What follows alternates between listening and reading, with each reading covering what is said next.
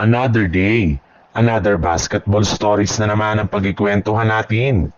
At ngayon nga ay kikilalanin natin ang balitang buo na nga daw ang Big Five ng Los Angeles Lakers at ang game preview ng Golden State Warriors laban sa Sacramento Kings.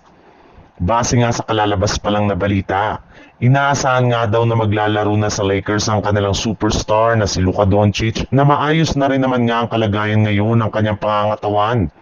At bago rin naman nga magsimula ang kanilang laro ay inanunsyo na nga ng Lakers ang kanilang injury report kung saan nakalista dito bilang probable si Jackson Hayes, questionable si Austin Reeves, habang out pa rin naman nga dito ang kanilang mga players na sina LeBron James, Maxi Kleber, Ado Otero at si Gabe Vincent.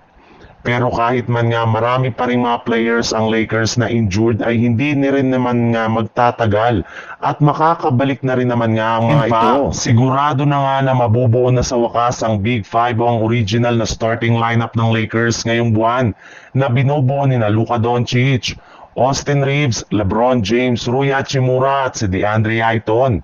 Kaya may ilalakas pa rin talaga ang lineup ngayon ng Lakers ngayong season na dapat katakutan ng lahat ng mga NBA teams.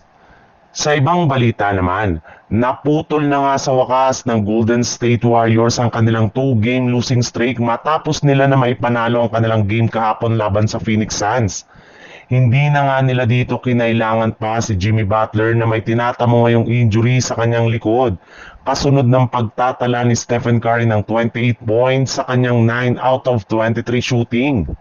Nag-step up na rin naman nga dito ang kanilang bench, lalo na si Moses Moody na nakapagtala ngayong araw ng 24 points at dahil nga sa kanilang pagkapanalo ay umangat na rin naman nga sa 5 wins at 3 losses ang kanilang kasalukuyang record.